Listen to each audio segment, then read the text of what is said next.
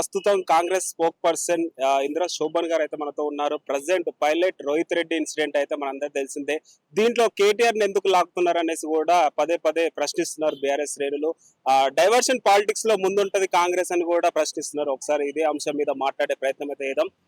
నమస్కారం మేడం.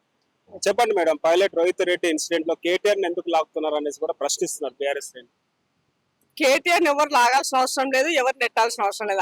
ఆయన అన్నిట్లలో దూరుతూ ఉంటాడు. నేనేమంటున్నట్టే, ఇవాళ మీ పార్టీకి సంబంధించిన ఒక ప్రతినిధి, మాజీ ప్రతినిధి, ప్రజాప్రతినిధి ఒక ఫామ్ హౌస్ కేసులో, ఫామ్ హౌస్ అంటే జనరల్ గా ఎవడమైనా కూడా ఫ్యామిలీతోనో వెళ్ళినప్పుడు ఏదో ఒక దాగా ఉండేటువంటి ఫామ్ హౌస్ అంటే వ్యవసాయ క్షేత్రంలో ఉండేటువంటి ఒక విడిదిగా మనం చూస్తాం. అలాంటి విడిది పూర్తిగా కాంప్లికేటెడ్ ఇష్యూస్ కోసము ఇవాళ వివాదాల వైపుకి ఉన్నటువంటి ఫామ్ హౌస్ ని ఇవాళ మీరు గతంలో 4 ఎమ్మెల్యేలని ఫిరాయింపులకు సందర్భం అయి ఉండొచ్చు. ఇవాళ డ్రగ్స్ కి సంబంధించిన దాన్ని పూర్తిగా అక్రమాలకు అడ్డాగా మార్చుకున్న ఫామ్ హౌస్లలో ఒక ప్రజాప్రతినిధి అని చెప్పుకున్నటువంటి వ్యక్తి, పొద్దున్న లేస్తే మీ చుట్టూ తిరిగేటువంటి వ్యక్తి ఇవాళ డ్రగ్ సరఫరా చేసే విషయం ఉండొచ్చు, డ్రగ్ తీసుకున్న విషయం ఉండొచ్చు, పక్క రాష్ట్రం సంబంధించిన ప్రజాప్రతినిధులు కూడా తీసుకొచ్చి చేసినటువంటి సందర్భంలో పోలీసులు పట్టుకున్నప్పుడు ఇమీడియట్ గా పక్క రాష్ట్రంలో ఉన్నటువంటి టీడీపీ ఎంపీని వాళ్ళు ఏం జరిగింది మాకు ఇమీడియట్ గా దీనిపైన స్పందించండి అని వాళ్ళు అడిగారు. మరి మీకు 48 గంటలు పట్టింది. పార్టీలో నిజంగా జరిగినప్పుడు పోలీసులు వాళ్ళు తీసుకెళ్లినప్పుడు జడ్జి ముందు హాజరుపరిచినప్పుడు కనీసం ఇమీడియట్ గా నువ్వు పార్టీ తరపు నుంచి స్పందించాలి కదా. సంబంధం లేకపోతే స్పందించాలి.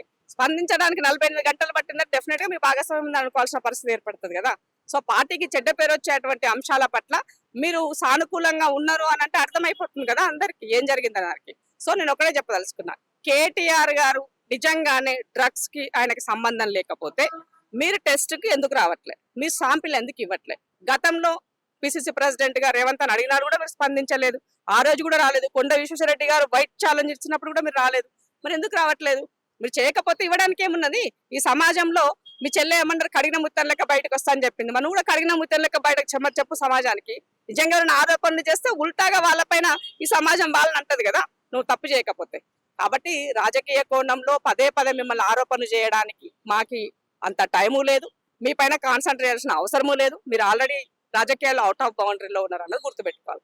ఇప్పుడు ఏదైతే ఈ కేసు డ్రగ్స్ ని అరికట్టడంలో ఈ ప్రభుత్వం ముందుంది, అలాంటిది మళ్ళీ ఇదే తెర మీదకి వచ్చింది. దీనిపైన ఎలాంటి రియాక్షన్ ఉంటే బాగుంటుందని మీరు అనుకుంటున్నారు గవర్నమెంట్ తరఫు నుంచి? సో తప్పకుండా ఇప్పుడు ఆల్రెడీ ఎంక్వైరీ అనేది మొదలు పెట్టినారు, ఫామ్ హౌస్ ని సీజ్ చేశారు. సో కంప్లీట్ గా దీనిపైన ఏం జరిగింది, డ్రగ్స్ ఎక్కడి నుంచి సప్లై అవుతుంది, ఎవరు సప్లై చేస్తున్నారు, ఎక్కడికి వీళ్ళు యూటిలైజ్ చేస్తున్నారు, వీళ్ళు నిజంగా బిజినెస్ చేస్తున్నారా లేదంటే వినోదపరంగా వీళ్ళు వాడడానికి కోసం తీసుకున్నారా, ఇది రెగ్యులర్ గా వాడుతున్నారా, ఇలాంటివన్నీ కూడా ఎంక్వైరీ చేస్తుంది కదా. సో కాబట్టి రేవంత్ రెడ్డి గారు ముఖ్యమంత్రి నేను ఒక మాట చెప్పారు సీరియస్ గా, ఈ రాష్ట్రాన్ని డ్రగ్ రహిత రాష్ట్రం చేయాలని మా యొక్క ఉద్దేశం.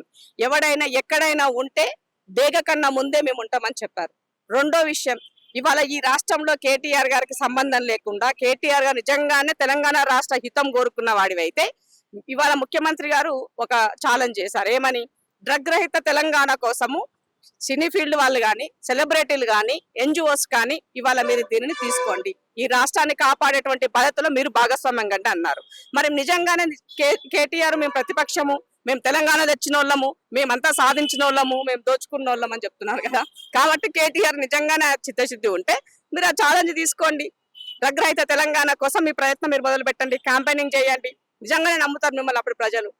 అంతే కదా, ప్రభుత్వమైన ప్రతిపక్షమైన ప్రజల కోసమే కదా ఉన్నది. సో ప్రభుత్వ పరంగా నేను చేసేటువంటి పనిని ప్రతిపక్ష నాయకుడిగా నువ్వు కూడా చేస్తే తప్పేం లేదు కదా. దాంట్లో దాన్ని ఒక కొత్త వినూతమైనటువంటి ఒక అలవాటుగా సమాజంలో డెవలప్మెంట్ చేసిన వాడివైతే మూవ్ ఆన్ అవ్వండి. ఎందుకు చేయట్లేదు? సోషల్ మీడియాలో చాలా యాక్టివ్ గా ఉంటారు కదా, ట్విట్టర్ సహాయంలో చేయండి, సోషల్ మీడియా వేదికగా చేయండి, మీ పార్టీ కార్యకర్తలు ఉన్నారు వాళ్ళ ద్వారా చేయండి. సో మనం కూడా భాగస్వామ్యమే ఈ తెలంగాణ సమాజం బాగుపరచ దాంట్లో. కాబట్టి యువతకి ఒక మంచి మెసేజ్ ఇవ్వాలన్న ఉద్దేశంతో మూవ్ ఆన్ అవ్వండి. అదేం చేయట్లేరు ఎక్కడ. అలాంటి అలవాట్లు లేవు కదా. ఈ రాష్ట్రం ఇంకా బాగా చెడిపోతే బాగుండు, ఈ రాష్ట్రం నాశనం అయితే బాగుండు అనే ఆలోచన మీకున్నది తప్ప అట్లా ఉన్నది కాబట్టే ఈ రాష్ట్రాన్ని గత 10 సంవత్సరాలు మద్యాన్ని ఏరులై పారించారు. ఎక్కడ చూసినా కూడా గంజాయి సప్లై, ఈవెన్ గంజాయి అనేది ఎక్కడో ఉంటుండే, అలాంటిది ఇవాళ ప్రతి మారుమూల ప్రాంతాల్లో ఊర్లలో ఉన్న బళ్ళల్లో కూడా గంజాయి చేరింది. ఇవాళ హైదరాబాద్ ఉన్నటువంటి దాంట్లో కొన్ని కార్పొరేట్ స్కూళ్ళలో డ్రగ్ అనేది అక్కడక్కడ ఉంటుండే, ఇవాళ అది ప్రతి దగ్గరలోకి ఎంటర్ అయిపోయింది. మరి దీనికి కారణం ఎవరు? మీరే కదా. విచ్చలవిడిగా చేస్తున్నారు కాబట్టి ఇవాళ దాని యొక్క బాధ పర్యవసానం అనుభవించే పరిస్థితి ఏర్పడ్డది. కాబట్టి శుద్ధపూస మాటలు బంద్ చేసి సమాజంలో ఒక మంచి పౌరునిగా సిటిజన్ గా మీరు ఉండాలనుకుంటే ఇవాళ రాజకీయాలకు అతీతంగా ఒక మంచి కార్యక్రమం ముఖ్యమంత్రిగా తిరగలేటప్పుడు వాటికి అండగా నిలవాల్సిన బాధ్యత మీ పైన ఉంది. ఇంకోటి ఇలా సినీ ప్రముఖులు కూడా ఉండే ఛాన్స్ ఉందనేసి కూడా వార్తలు వస్తున్నాయి, ఏమంటారు మరి దీనికి? అసలు వచ్చిందే వాస్తవానికి డ్రగ్స్ ఎంటర్ అయింది ఎక్కడి నుంచి, అక్కడ నుంచే కదా. సో ఇతర దేశాల్లో నుంచి వచ్చినటువంటి పిల్లలు మన దగ్గర చదువుకోవడానికి వచ్చినప్పుడు వాళ్ళు దాన్ని ఆసరగా బేస్ చేసుకొని ఆ సప్లయర్ ఫీడ్ ఎక్కడి నుంచి అవుతుంది ఇదంతే కదా. కాబట్టి అకుల స్వభావాలతో మీరు కమిటీ వేసి అప్పుడు ఎంక్వైరీ చేసినారు కదా, ఏమైంది అదంతా? ఎంక్వైరీ రిపోర్ట్ ఏం చేశారు, ఏం తేల్చినారు ఆ సందర్భంలో? సినీ ఫీల్డ్ లో ఉన్నటువంటి రోజుకొకరిని పిలిచి మీరు మాట్లాడినారు, ఏం జరిగింది ఆ రోజు? కాబట్టి వీటన్నింటి నేపథ్యంలో డెఫినెట్ గా ఆరోపణలు ఎదుర్కోవాల్సిన పరిస్థితి అయితే కేటీఆర్ పైన ఉంది. డైవర్షన్ పాలిటిక్స్ కి కేర్ ఆఫ్ అడ్రస్ కాంగ్రెస్ అని చెప్తున్నారు. గతంలో జెడ్పీటీసీ ఎంపీటీసీ ఎలక్షన్స్ అప్పుడు కూడా సెట్ విచారణ అనేసి పిలిచారు. సో ఇప్పుడు 6 గ్యారెంటీల కోసం ప్రశ్నిస్తే ఇప్పుడు డ్రగ్స్ అనే ఒక కేసు ముందుకు తీసుకొస్తున్నారు అనేసి కూడా పదే పదే కేటీఆర్ చెప్తున్నాడు ఇప్పుడు అసెంబ్లీలో, ఏం చెప్తారు? ఇప్పుడు divert politics care of address KCR, అది అందరికి తెలిసినటువంటి విషయమే. ఒక అంశం వస్తుంది, ఆ అంశాన్ని డైవర్ట్ చేయాలి అని అంటే ఇంకొక అంశాన్ని తీసుకొచ్చి ముందు పెట్టినటువంటి వాళ్ళు. సో అందుకే నువ్వు నేర్పిన విద్యనే నీరజాక్ష అన్నట్టుగా ఇవన్నీ మీ అయ్యనట్టుగా చెప్తాడు ఏం జరుగుతుంది అన్న దానికి. సో ఇవాళ రేవంత్ రెడ్డి గారు చాలా ఓపెన్ గా, ట్రాన్స్పరెంట్ గా, అకౌంటబిలిటీగా ఇవాళ ప్రజలకి ఒక ప్రతిబింబం వలె ఇవాళ ఆయన ముందు నిలబడి పనిచేస్తున్నారు. ప్రతి విషయాన్ని ప్రజలకు అపీల్ చేస్తున్నారు. అప్పు ఉంటే అప్పు ఉందని చెప్తున్నారు, ఇవాళ అప్పు ఉంటే దాన్ని ఎట్లా సర్దుకోవాలో చెప్తున్నారు, ఇవాళ పిల్లల విద్య ఎట్లుండాలో చెప్తున్నారు, ఆరోగ్యాలు ఎట్లుండాలో చెప్తున్నారు, ఇవాళ ఒక మూసీ చేస్తే మూసీలో మీరు ఎట్లా భాగస్వాములు అవ్వాలో చెప్తున్నారు. ప్రతి విషయాన్ని ప్రజలకు అపీల్ చేస్తున్నారు ముఖ్యమంత్రి గారు. మరి మీరు అలా ఏది చేయలేదు కదా. 4 గోళ్ల మధ్య ఇవాళ కేవలం కల్వకుంట్ల కుటుంబ సభ్యులు కూర్చొని కల్వకుంట్ల రాజ్యాంగాన్ని అమలు చేస్తూ ప్రతి అంశాన్ని తెలంగాణ ప్రజల పైన రుద్దున్నారు. మీరు డైవర్టిక్ పాలిటిక్స్ గురించి మాట్లాడితే ఎట్లా అని అంటున్నాను. పార్టీ ఫిరాయింపుల మీద స్పీకర్ గారు అన్యాయం చేశారనేసి కూడా బీఆర్ఎస్ శ్రేణులు ప్రశ్నిస్తున్నారు, ఏం చెప్తారు? సో ఓపెన్ గా ఒకటి చెప్పదలుచుకున్నాను, ఇక్కడ స్పీకర్ గారు తీసుకున్నటువంటి నిర్ణయము, స్పీకర్ ని ప్రశ్నించేటువంటి రైట్ ఎవరికీ లేదు. అది ఆయన పరిధిలో ఉన్నటువంటి అంశం.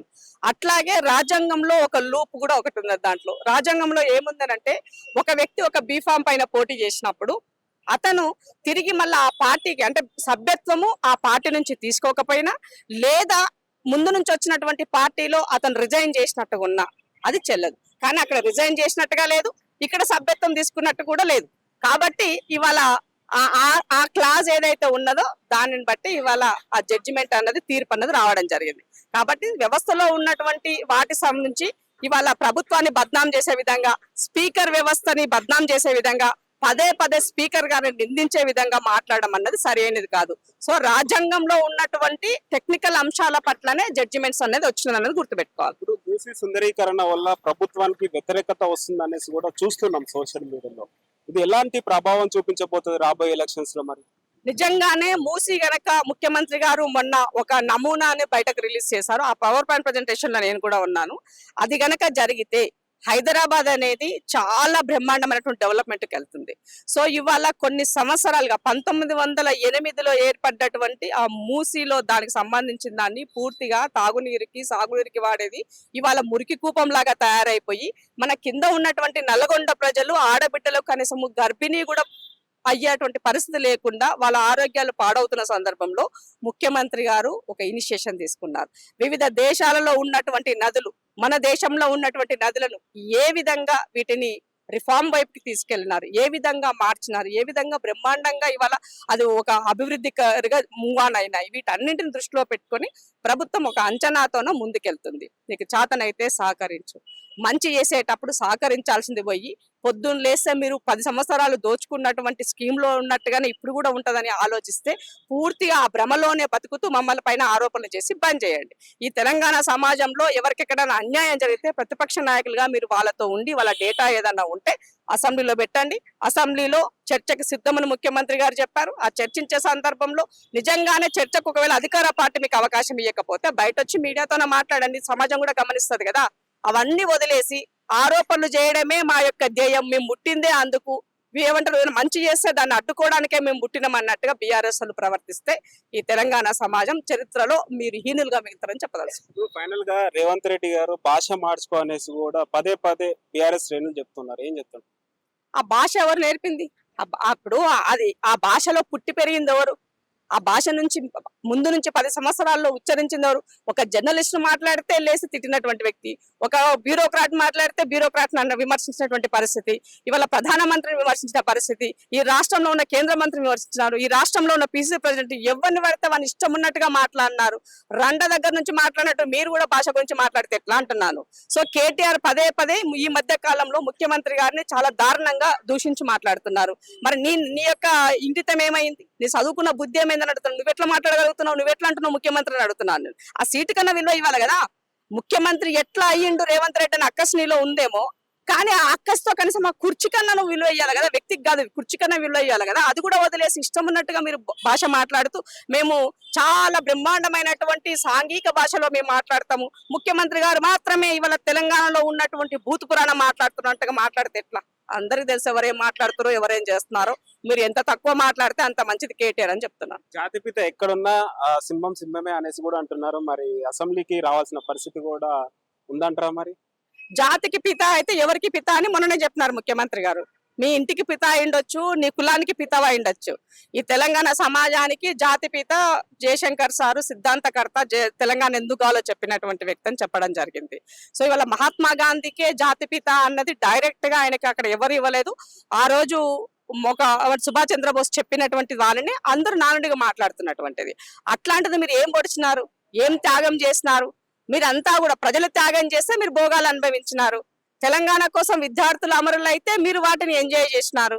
కాబట్టి మీరు ఎట్లా పితలు అవుతారని మాట్లాడినారు ఇవాళ ముఖ్యమంత్రి గారు. కాబట్టి త్యాగం అనేది, పిత అనేది ఎప్పుడు వస్తుందా బిరుదు?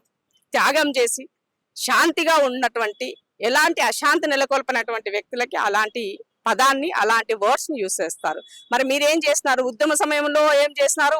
తెలంగాణ వచ్చినాక ఏం చేస్తారో సమాధానికి తెలుసు. మరి ఈ రోజు ప్రతిపక్ష నాయకుడిగా ఉండి తెలంగాణ ప్రజల సమస్యల పట్ల అసెంబ్లీలో చర్చించాల్సి వస్తే ఎందుకు వస్తలేరని అడుగుతున్నాం, ఎందుకు మాట్లాడతలేరని అడుగుతున్నాము. సభకు రాకుండా పారిపోయినటువంటి మీరు కూడా మమ్మల్ని మాట్లాడితే ఎట్లండి? ఫస్ట్ కేటీఆర్ గారు అయినా హరీష్ రావు గారు అయినా చెప్పాల్సింది ఏంటంటే, కేసీఆర్ ప్రతిపక్ష నాయకుడా కాదా? ఆయన ప్రతిపక్ష నాయకుడు కాకపోతే మరి ఆ పాత్ర ఎవరికి ఇచ్చినారు చెప్పమనండి. బావకి ఇచ్చిండా, అల్లునికి ఇచ్చిండా, ఒక బీసీ నాయకుడికి ఇచ్చిండా, ఒక ఎస్సీకి ఇచ్చిండా? ఎస్సీని ముఖ్యమంత్రి అన్నో ఇయ్యలేవు, పోనీ దళితుని కన్నా ప్రతిపక్ష నాయకుడు చెయ్యి, అదన్నా చెయ్యి. ఓ బీసీ అని మేము మాట్లాడుతూ ఉంటే బీసీల గురించి మీరు విమర్శించినట్టుగా చేశారు కదా, అట్లీస్ట్ ఓ బీసీనన్నా చేయండి ప్రతిపక్ష నాయకుడిగా. జీతం మాత్రం బ్రహ్మాండంగా ఫామ్ హౌస్లో కూర్చొని తీసుకుంటున్నావు, పని మాత్రం చేస్తలేవు. పని చేయని జీతం ఎట్టిస్తారండి చెప్పండి మీరు. కాబట్టి కేసీఆర్ గురించి మాట్లాడేటప్పుడు ఆ పార్టీ వ్యక్తులు కానీ సభ్యులు కానీ మీకు ప్రేమ ఉంటే మీరు భజన చేసుకోండి, కానీ అది తెలంగాణ సమాజం పైన రుద్దే ప్రయత్నం చేయకండి. ఫైనల్ గా ఏంటి మేడం, ఖమ్మం భూదాం భూముల ఇన్సిడెంట్ ప్రభుత్వంపై పూర్తిగా వ్యతిరేకత వచ్చింది. అండ్ గాంధీ విగ్రహం కోసం కూడా 500 కోట్లు పెట్టడానికి అవసరమైందనేసి కూడా ప్రశ్నిస్తున్నారు తెలంగాణ ప్రజలు. ఏమంటారు? గాంధీ విగ్రహం కోసం 500 కోట్లుగా తమ్మి మీడియా వాళ్ళు కూడా దీన్ని కరెక్షన్ చేసుకోవాల్సిన అవసరం ఉంది. ముఖ్యమంత్రి గారు చాలా క్లియర్ గా చెప్పారు, ఇది కేవలము గాంధీ ఐడియాలజీ, గాంధీ బొమ్మ, గాంధీ యొక్క సిద్ధాంతాలను వాటి గురించి తెలియజేయడం కోసమే ఒక టవర్ కడుతున్నాము. 120 మీటర్లలో ఒక టవర్. ఆ టవర్ కి దాంట్లో ఒక 4 ఫ్లోర్లుగా ఏర్పాటు చేసి ఒక నాలెడ్జ్ జబ్బుగా, ఒక ఏమంటారు తన చెరక ఏదైతే చేనేత చేశారో దానికి సంబంధించింది ఒక మ్యూజియం గా మన కల్చర్ ని కోసం చేస్తామని చెప్పారు. దీనికోసం కేవలం 70 కోట్ల రూపాయలని చెప్పారు.